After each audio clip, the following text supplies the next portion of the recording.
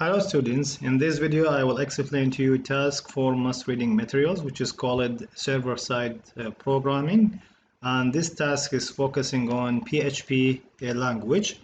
Now, as we can find here in the top of the task 4, PHP is a server scripting language that can be used to make dynamic and interactive web page. So the concept behind PHP language is to generate dynamic page content. Now we have to remember that the PHP means, when we say PHP is a server scripting language, means the PHP code is executed on the server, then the result will be returned back to the client as a HTML code and displayed to the user.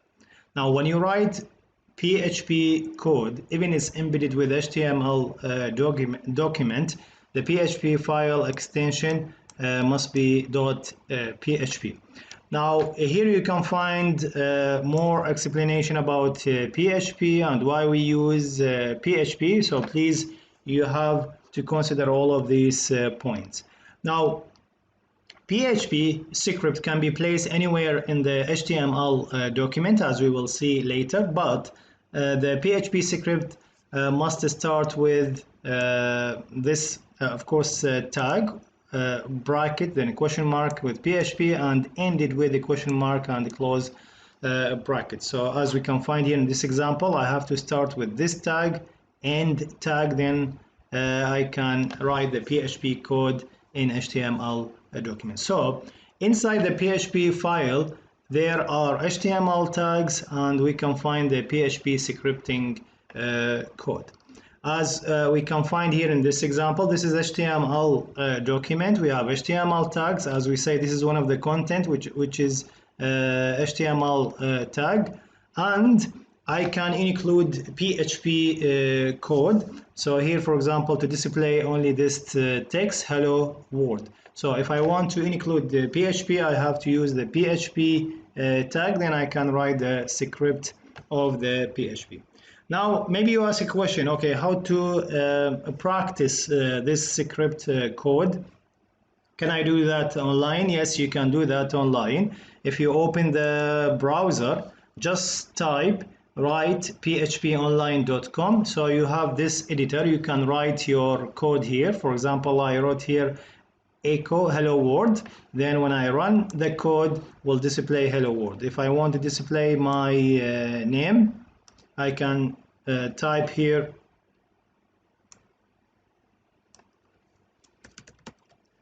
and then when I run the code I can find my name there. Sorry. Yeah, okay, so my name is there. So you can use this editor. You can this editor can be used to write the PHP script directly without any HTML. If you want to try with the HTML, you can go to the editor with W3 Schools, this editor. Very simply here, just type PHP W3 Schools. So click on the first link, then you can find here try it yourself. So the editor will be there. I can use this editor to run the code. So for example, here we can find the HTML code, then I can change in the code. For example, I write my name there, run, so I get the result here at the right side. So you can use any one of the editors you prefer. If you want to use this one, write PHP online, or you can use this editor. Okay, so let us back to the task 4. Now regarding the case sensitivity in PHP, PHP is not a case sensitive language except the variables. As we can find here, all variable names are case sensitive. But when I write if, else, while, classes, function, or user defined function, I can write it in any case, in case of capital or small letter. As we can find here, echo to print or to display on the document, I can write it with capital letter, with a small letter, or capitalize, and all of them will give me the same output. But variables, no, we have to consider that are case sensitive. Variable with capital letter is different when I write, is different from the same variable but with a small letter. So we have to remember that. Again, now here this echo will be used to print on the document. As we have seen, I can print my name using the echo statement, or there is a print, as we will see later. Now, how to declare variables in PHP? We can use the $sign followed by the name of the variable to declare the variable, as we can find here in this example. Now I will show you directly there. So here I have PHP. I can declare the variable. I will call it name, equal, then I put my name there.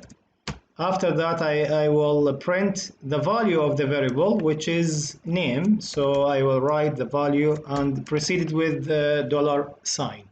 Now, when I run the code, should display my name, as we can find here. If I change the value of this variable name and run it again, so it will display to me Sohar, because this is the value of the variable name, as we will see now. Okay. So it's working. Now, here we can find this example, show you different types of variables in case if it has string, and we have to remember that we can put, we must put the string between single or double quotations. Regarding the rules of writing the PHP variable, so you have to write it here. For example, variable name cannot start with the number. You have to start with $sign and followed by the name of the variable. Now, to output, as we said, variables, so we can use echo. So the echo statement is often used to output data to the screen. So here variable is declared, then I'm trying to display I'm a student in then I put the variable name, so it will display to me in the Faculty of Computing and IT. So we can use echo statement. There is another way to do that, is by for example, I'm a student in, then I can of course combine between the variable name and the string, as we can find here, then it will be displayed as one statement. So we have to remember we can use this way or we can use this way. Also, we can find, for example, the sum of two variables with echo statement. So as we can find here, x plus y, then will give me 9. Now, regarding the scope of variables in PHP, we have, let us say, three scopes, or three different variable scopes: local, global, and static. Now, as we can find here, so any variable declared outside a function, so it has a global scope and can only access outside the function. So we have to remember that even it's a global, but it should be it cannot be accessed from inside the function, outside the function. As we can find here in this example, x is equal 5, and here they are trying to access to the x variable from inside the function. So this one will generate what? Will generate error, because the variable is declared outside the function, even though the variable is global. Now, what about if the variable declared inside the function, within the function? In this case, we call it local scope. So this is the difference. If the variable declared outside the function is global, but cannot access it from the function, from inside the function. But if the variable is declared inside the function, this one we call it local and can be only accessed within that function. As we can find here in this example, x is declared inside the function, my test, so it can be used inside the function but cannot be used from outside the function, because this one will generate an error.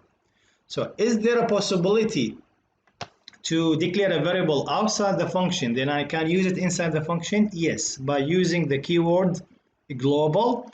So as we can find here, I declared variables outside the function. Then if I want to access to these variables from inside the function, I have to precede the variables with the keyword global. So here in this case, when I call the function, and try to print the value of y, I can find the output is 15. So it's accessible and will not generate an error. What about the third type of variables or scope of variables, which is called static? Now, normally when the function is completed or executed, all of its variables are deleted. I mean the variable and the value of the variable. So what about if I need to keep the value of those variables or local variables inside the function to be not deleted?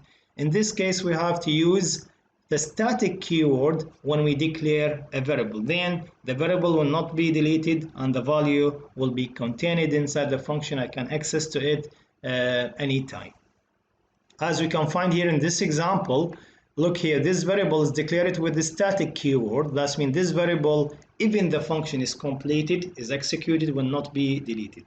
I call this function 3 times, and every time the value of the variable of x, it will be incremented by 1. So for the first call, the output is 0, but for the second call, the output will be 1, and for the third call, the output will be 2. That means the variable is there, and the value of that variable is contained, is not deleted. Now, if you remove, when you try this code, if you remove the keyword static and call this function 3 times, always the output is 0. So you cannot keep the value of that variable, because always, as we said, when the function is completed, the value of the variables of that function will be deleted. As we said, if I want to display data onto the screen, in this case we can use any one of these statements, echo or print. Here there is a comparison between the echo and the print, or the differences between the two statements. So for example, echo has no return value, but print has a return value which is 1. Echo can take multiple parameters, but print can take only one parameter. Echo, of course, it's for sure is faster than print.